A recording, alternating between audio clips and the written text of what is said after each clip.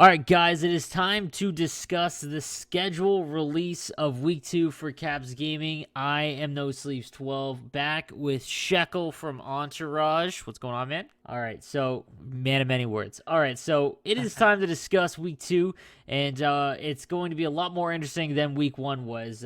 There's definitely some gigantic matchups that you probably expect to see later on in like the late stages of the playoffs, let alone being in Week 2. So we're going to dive into that as well. But there is some stuff that we've got to go over first. I'll kick things off. So last week there was 41 teams that went 1-0, obviously, with there being 82 teams. Everyone, half and half. So that's fine. But two teams dropped out, meaning that there was one unlucky team, the Rageaholics, who went 0-1.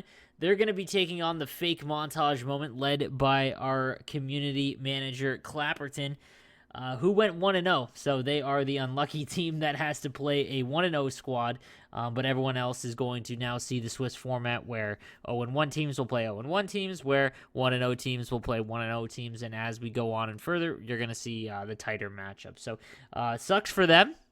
But we've got to press on. So I'm gonna turn it over to Scheckel here. I want you to give me the rundown on some of the bigger matchups that we're gonna see after the schedule release. Yeah, we're going to start off with the number one must-see matchup. And if I was Caps Gaming, this would be my featured game of the week. It is going to be Underdogs versus Turning Point. These are two very good, well-known Sixes teams in the community. Both teams are expected to make playoffs easily. Both teams are probably expected to finish top 8 and a spot for the LAN. You have Underdogs. They are a team from Quebec. Their entire roster is from Quebec. They are heavy, heavy favorites from that province to make it to LAN to represent QC if they can. They have Stiffmeister from Resilience. He is definitely a must player to watch in this series. He makes goals out of nothing and can cone defensemen, makes some defensemen look silly on one-on-ones. He's definitely a really good player. The other one player to watch for the Underdogs, which might surprise some people, is Charzin. He's a very underrated goalie, the way I believe he is. A lot of people don't mention him as a top goalie, but he is. He has made big saves for them in the past, and he will need to stand tall again to beat Turning Point series. Turning Point, they were on my original picks to finish in the top 4.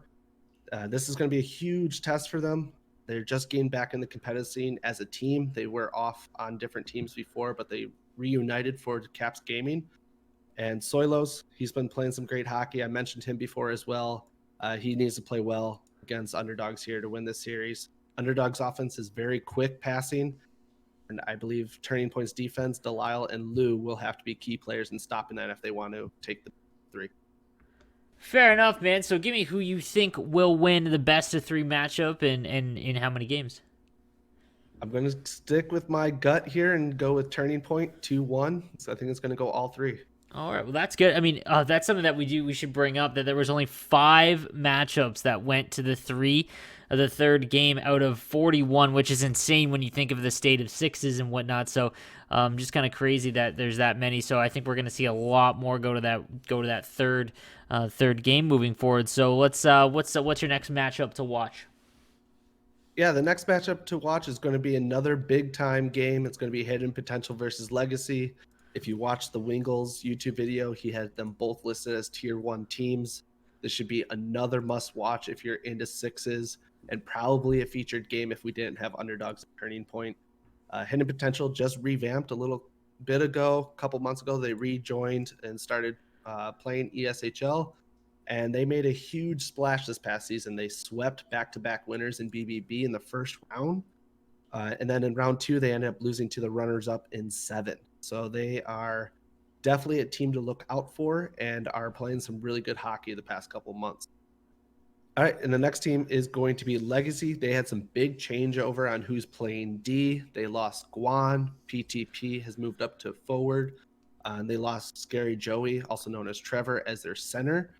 So they have a lot of changeover. Their goalie left as well. It's now J Money. So how's the chemistry going for them? How they've been doing in scrims? I'm not really sure. So this is going to be a real big test for them against Hidden Potential. They got Rick Chell, Flowmaster Joe as well, and then Gren, who many people know in the Hut versus community, as well as the community on the team. So it'll be a very interesting matchup to see how Legacies matches up against Hidden Potential. All that. No, absolutely. That's a ton of changeover, especially when you consider that like a lot of these teams are really good based on their chemistry and whatnot. So it'll be interesting to see how they play. They obviously had an easier matchup in week number 1 as one of the top teams in sixes. So it'll be interesting to see if they can handle a really, really top team this early on. All right, so with all that being said, who do you think is going to win between Hidden Potential and Legacy? I got Hidden Potential winning this in 3. I think they are the team that has the best chemistry going right now, and I think they're going to hang on to this series. Fair enough. Fair enough. I mean, they can, you're the one that's going to have to make all these predictions. People are going to be pissed at you, not me. So, all right, there you go. What's the next big one on the docket for this week?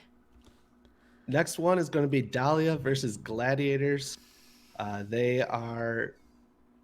Dahlia is kind of a newer team, a lot of well-known players, but kind of new together. They just lost Gren. They had Gren on the roster prior to like real close to the event. I know a lot of these guys from the PS4 community, but Young Gren was on their roster before. But keep going. Sorry. Yeah, I think Gren left because one of their forwards is under 18, so they kind of had some uncertainty on who was going to replace him. Yeah, and I think Gren just kind of moved over to a more well-established team. Yeah, for sure. But Dahlia is still a very good team. They play a very, very slow style, and they will reset a bunch. Very borderline ragging at times, but that's the way they play.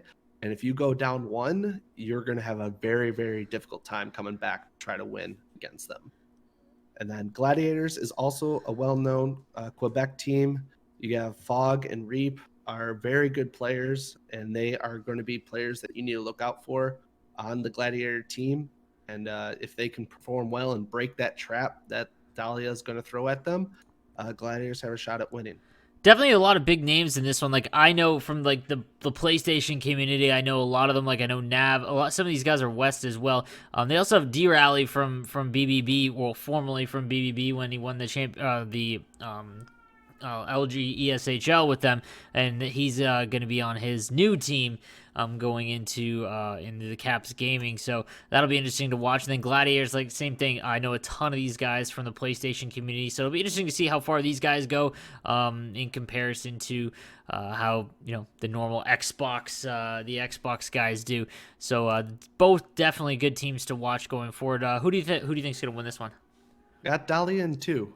I'm not going to lie, just looking over the rosters, Dahlia definitely has, I think, the more impressive roster when it comes to just skill combined. But again, depends how they play together. So that will be interesting one to watch.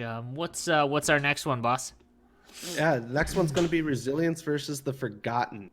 There's already some juicy story going on with this one. All right, great segue, because I think that I mentioned this in the chat earlier. I think it's something that we need to discuss. I personally want to bring up, I'm not an admin, but I'm definitely making sure that this runs as smooth as possible. Johnny has been doing a fantastic job being kind of the admin to spearhead everything and make sure this runs smoothly. Guys, we need to talk about scheduling real quick, because as it turns out, there was a little bit of scheduling drama in this series in particular. I want to give you guys some things. First, I need everyone to understand that winning is the most important to everyone, I think, right? Like here, unfortunately, winning is by far the most important. Having and playing a great game just seems to be second to a lot of people. The problem is that what happens with the default time. Let's talk about the default time, 9 p.m. Saturday, and how inconvenient it could be for some people, but regardless, that is the default time. What a lot of teams aren't understanding is that if you go in and the scheduling gets released and you know who you have to play, guys, if you can't play Saturday at 9 p.m., do not let the other team know that. Unfortunately, it's just how it's going to go. If you let the other team know right off the bat, you're looking at forfeits. And I don't want to see forfeits. I don't think anyone wants to see forfeits. But a lot of teams will unfortunately use that, to their advantage. And I don't want to see that. So, best practices. All right, guys?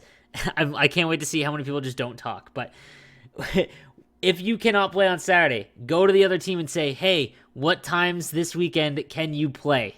And if they only say 9 p.m. on Saturday, I mean, then you need to just then I wouldn't I wouldn't just go and say, hey, we can't play that. I would try and see if there's any way possible that your team can make the default time, because if they can't, then it's a forfeit, unfortunately. But if they can, and you go to them first and say what times can you play, and they give you another time, then you can work with them. But if you go to another team and say, hey, we can't play Saturday at 9 p.m. the default time. What time can you guys play? Unfortunately, you're literally at the mercy of the other team, hoping that they don't want to call forfeit, right? And unfortunately, what happened here was it looked like Forgotten couldn't play or didn't want to play Saturday night at 9 p.m. and then for some reason threatened to forfeit, and I don't think really understood the rules in fully. But regardless, if you just want to say I want to play at 9 p.m. Saturday, that's it. If the other team can't make it, doesn't matter what the excuse is. If one team shows up then with 6 in the DR and has a screenshot of that time and the other team's not there, that's it. All right, so just be aware of that. There's no changing it. There's no, trying to work around it. The only thing you could really do is try and work with the other team. But, if you give them that, that kind of ammo, then, you're at their mercy. And a lot of the times, unfortunately, you're not going to get a game. I know a lot of the top competitive teams want to play, I think, as they should. Right? But I think you're going to see a lot of teams, unfortunately, try and take that forfeit route, which I don't want to see at all. So, again, go to the other team. If you can't play Saturday at 9 p.m., first of all, you need to clear your schedule if you really want to be competitive at this for Saturday at 9 p.m. It's essentially an hour, maybe an hour and a half. All right? So if you can't do it at Saturdays at night, that's on you. You knew the default times. All right? Unfortunately, it's Saturdays, not Sundays, but that's what we have.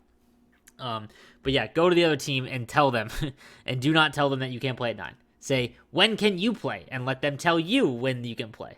And unless they say, I can only play at 9 p.m., then work with them and then find something out. But if you go to them first saying, hey, I can't make this, then, well, you're going to have the situation that we had here. So I just wanted to clear that up. But it turns out that everyone can make it. And it looks like we're going to get another great match. So let's discuss that now. So yeah, take it ahead. And it's going to be Resilience versus Forgotten. I don't know for the Forgotten if they're going to get their full lineup, but they should have their 6 there.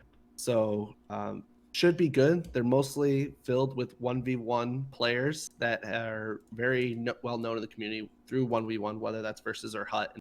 Performed very well in the past esports scene with those kind of tournaments. So, and I've played a couple games against them, not with Entourage, but filling in scrims, and they look pretty good. They don't look like you're just throwing together 6's team. They know what they're doing. So I think they're going to give a good run for their money to Resilience, who finished 2nd in ESHL. However, they do have some lineup changes, missing their wingers, but their main core is still there with Lemlin, Dowdy on the back end, Jones at net, and Rotes at center.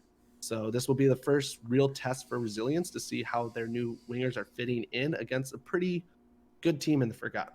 No, for sure. I can kind of talk to them, or in regards to how they play 1v1, and also in Friday Night Shell, Mivians, Fool, and Crohn's actually won the 3v3 event that Friday Night Shell put on twice. So I mean, they at least have some chemistry. And then you also have Nuke, who turns out is one of the best versus players in the world. Greggy as well, very, very good Xbox 1v1 player, and then Fool from the GWC. So and Jaredubs as well. You have a lot of names here, and I wouldn't be surprised if they put on a really good matchup. So do you think that Resiliency takes this one though?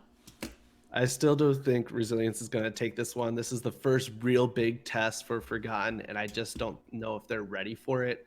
And Resilience, they just coming off a really tough match against Composure in the ESHL, going 7. They've been in the spotlight before, and I think they handled this. I'm tough choice to say 3 or 2, but I think I'm just going to go with 2. Okay, they're going to win in 2. In 2, all right, man. So, yikes, you're gonna have some people definitely mad at you about the 2-0 call. So, all right, what's up? What's up next, man? Yeah, the final one's going to be actually a matchup between 2 0-1 teams. You have Consistency versus Mercenary. Both these teams have the possibility of making the playoffs, which is top 32. At the beginning of the year, we both would have probably picked them to be there in the talking of top 32. But the loser is now going to be 0-2, and that's going to be a huge hill to climb to try to get a guaranteed playoff spot going down 0-2 this early. For sure. I mean, we were talking about this off camera a little bit earlier, is that, there's only 8 weeks, right? And how the system matches up, it looks like you're gonna have to be 4-4. And that's gonna, and then incorporate some tie breaks. Probably there's maybe a 3-4 team, but if you want to guarantee yourself a spot that isn't, going up against, the gauntlet of playing the best teams that are in the tournament, you've got to win 5 games. So if that's the case, Mercenary, we saw in the highlighted, the featured game of the week last week against Montage Moment, and they played very well. They played a very good sixes game. Just unfortunately, couldn't handle Nasher's Deeks. And they lost in 3 with a triple overtime game included in there. If to go down 0-2 this early, one of these teams, you're going to have a battle in which they have to essentially go 5-1 to guarantee your spot. And the next few weeks might be easy for them because they're going to play other 0-2 teams. But it's going to be an awfully hard test to catch up. And then even if you do, get to 4 wins, let's say, you're playing a really top tier team and you're giving yourself a really rough go in that playoff bracket. So you definitely don't want to go down 0-2 for sure in this format. For sure.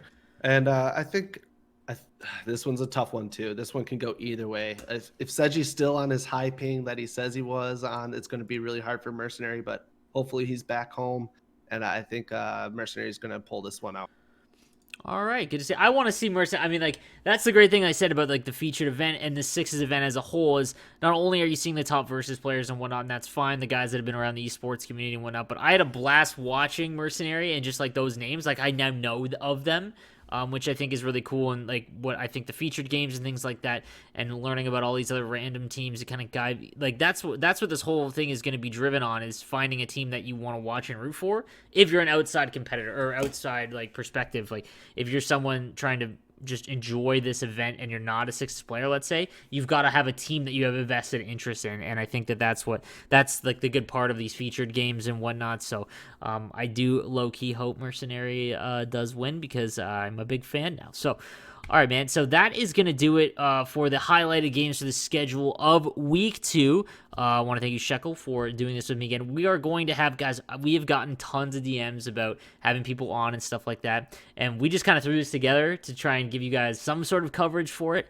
And we're having a blast doing it. But we definitely want to have some other guys on as well. So I know that on the recap show, we're probably going to have J Money and Jemima on to talk about their teams and whatnot and some other things. So if you do want to be involved, just shoot me or Scheckel a message, and we'll try and get you on. We don't want to just make it where everyone's involved and whatnot, because then the show just goes on for 50 minutes, and no one wants to just hear us ramble for that long. So we're going to try and keep it to around 20 minutes, guys, so just keep that in mind. We can't have everyone on. But I want to thank you again, man, and I can't wait to watch some of the the bigger matchups. The featured game as well, we're aiming to have that Saturday night. I will again be doing the play-by-play and commentary with John Wayne on the Capitals Twitch channel. Again, the link will be down below. And yeah, man, thanks again, Shek. Thanks for having me. No worries, buds. All right, guys, we will see you for the recap of week 2 for Caps Gaming. Have a good one.